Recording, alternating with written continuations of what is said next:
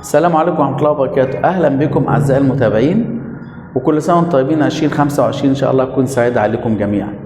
السؤال اللي داير في كل شركة وكل مؤسسة دلوقتي، هنعمل إيه في السنة الجديدة؟ هتعمل إيه في مطعمك؟ إيه خطة التنمية بتاعة المطعم بتاعك للسنة الجديدة؟ فعليا حد امبارح كلمني من الأصدقاء المتابعين وقال لي طب أنا هعمل خطة على أي أساس؟ أعمل إيه؟ طيب سؤال مهم جدا، وأعتقد كل واحد في الشركة او في مؤسسه بيتسال السؤال ده، كل مدير فرع او اي حد بيتسال السؤال ده، اللي هو هنعمل ايه في السنه الجديده. هنعمل ايه في السنه الجديده في مطعمنا؟ هنعمل ايه خطه تطوير التنميه؟ زي ما اتفقنا بكده زمان، هم 4 حاجات احنا شغالين عليهم، اللي هي الكيو اس سي، هنضيف عليهم الاس. اول حاجه الاس بقى اللي هي السيلز، المبيعات. احنا في الاخر مؤسسه، اي مؤسسه هادفه للربح. صحيح بنعمل حاجات نخدم المجتمع، بنقدم منتج كويس، بنشغل موظفين، بنوفر فرص عمل، بس في الاخر مطلوب ان احنا نحقق خطه المبيعات بتاعتنا. طب اول حاجه السيلز، هنعمل ايه في السيلز في مطعمي كمدير مطعم؟ هتعمل ايه في نقطه السيلز؟ انت عندك الناس المحتكين بالعميل دايركتلي او بالكاستمر دايركتلي، هم 3 فئات. اول حاجه الكول سنتر اللي بيستقبل المكالمات تليفونيا، وتاني حاجه الكاشير، وتالت حاجه الكباتن. صح؟ مفيش رابع تاني. يبقى انت تبدا بالكول سنتر. هبدا اركز مع الكول سنتر. يا جماعه عايزين نركز على موضوع الاب سيلينج، ان احنا نقترح على العميل، نقترح بقى اصناف جديده، نعمل بروموشن جديد، لو في بروموشن جديد نقترحه في اي حاجه، اللي هي الطريقه ان احنا نزود بيها مبيعاتنا. يبقى انا هنسق مع الكول سنتر مانجر واشوف الفرع بتاعي فين، وابدا اقول له والله انا عايز نزود شويه موضوع الاب سيلينج. دي اول حاجه في خلال المبيعات، في اطار نقطه المبيعات. يعني اقول له انا عايز اشوف مبيعاتنا كام، والافريج تشيك بير اوردر. خلي بالكم مش مهم قوي الموضوع عدد العملاء، مهم قوي الافريج تشيك بير جيست. يعني ده في الدليفري طبعا، لا في الدليفري الافريج تشيك بير اوردر، الاوردر عامل كام، قيمته قد ايه، اجمالي الاوردر قد ايه، كان قد ايه وبقى قد ايه، هل احنا مبيعاتنا في ازدياد ولا لا. دي حاجه ثانيه. بالنسبه للكاشير بيعمل اب سيلينج، ما بيعملش اب سيلينج، ممكن تعمل ناس تارجت في السنه الجديده. يا جماعه اللي هيبيع مثلا سايد ايتمز كذا، مبلغ كذا، هديله كذا بونص، ما فيش مشكله فيها، ما هيش رشوه ولا حاجه، لا هي بونص. انت بتحفز الراجل الكاشير ان هو يعمل حاجه زياده، وتبدا تعمل كومبيتيشن، مسابقه كمان او منافسه بين الكاشيريه، الاي ام شيفت والبي ام شيفت، الورديه الصباحيه والورديه المسائيه. يا جماعه اللي هيتخطى مبلغ كذا هياخد كذا، او السايد ايتم كذا هيبقى كذا. خد بال حضراتكم ازاي؟ فدي حاجه مهمه للناس اللي بتتعامل مع الكاستمر بشكل مباشر. ثالث حاجه الناس اللي في الصاله، الكباتن والوتريه، هم دول اللي بيتعاملوا مع العميل بشكل مباشر في موضوع السيلز. نبدا نحط برضه تارجت. يا جماعه اللي هيعمل افريج تشيك اعلى هناخد تارجت كذا، اللي هيبيع سايد ايتمز كذا هياخد كذا. انت بقى تحدد الكذا دي، الانسنتيف دي او الحوافز اللي هتديها له دي انت اللي هتحددها، انت اللي هتقرر.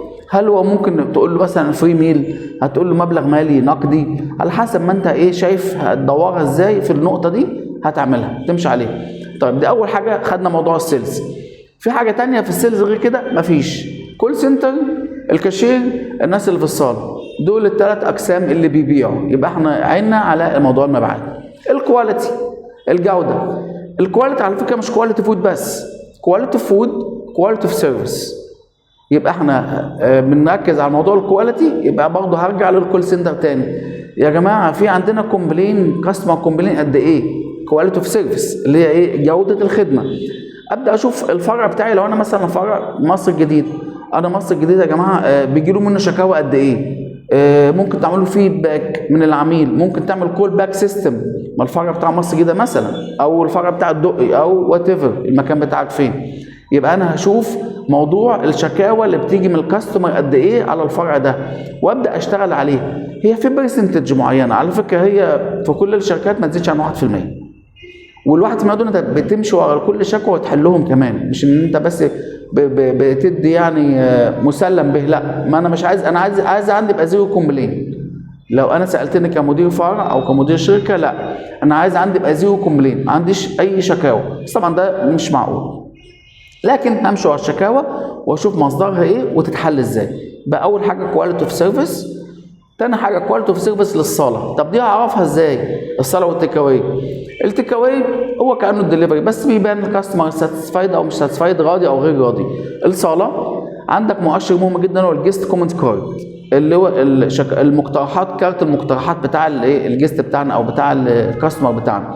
ابدا اشتغل عليه، اجمعهم كل يوم في كذا في كذا. طب انا كان عندي شكاوى برقم كذا، هو انا طموحي في السنه الجديده التارجت بتاعي هوصل لعدد الشكاوى رقم كذا، هيقل طبعا الرقم، لازم يقل طبعا.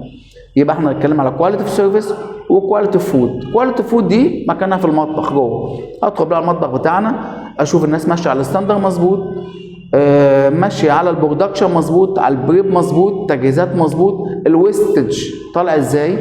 ولازم ارجع للاداره الماليه اشوف الحته دي، يا جماعه الويست عندنا عامل ازاي الشهر ده. طب على مدار 2024 كان الويست عامل كام؟ نسبه قد كده. يبقى انا طموحي ان انا انزل بالويست ده من 1.5 مثلا لنص في المية، هو الدولي المعترف عليه في المجال بتاعنا نص في المية. يبقى انا التارجت عندي ان انا اقل كمان عن نص في المية، يبقى كويس جدا لو انت عملت ده. ان كل جنيه بتوفره من الويست والبرشيزنج المشتريات هي بتسمى على طول في صافي الربح، فده لازم يكون هدفنا. يبقى الكواليتي قلنا السيلز والسيرفيس والكواليتي والكلينلس. الكلينلس اللي هي النظافه بقى بكل تفاصيلها. طيب اقدر احط محددات ازاي لموضوع النظافه ده؟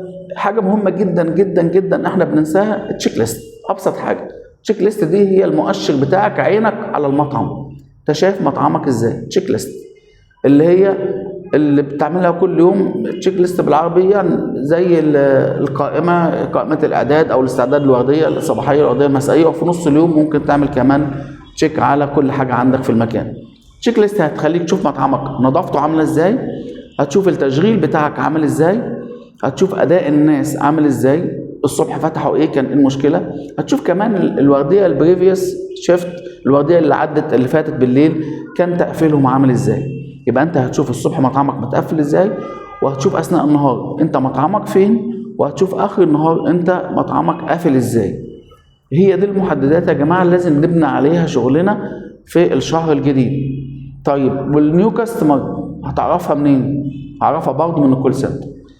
ممكن تقول له اعمل لي بيان بالنيو كاستمر اللي بيجوا لنا كل شهر زادوا قد ايه، كان الدليفري كان كام عميل، بقوا كام عميل.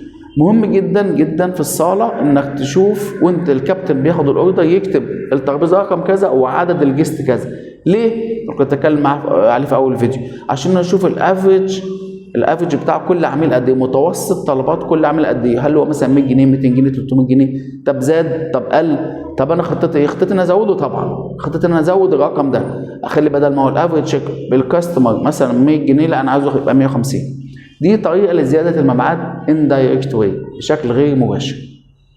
هي دي يا جماعه الحاجات اللي احنا بنبدا نحطها كمحددات اساسيه وكخطه عمل لمطعمي 2025 انا رايح فين وجاي منين.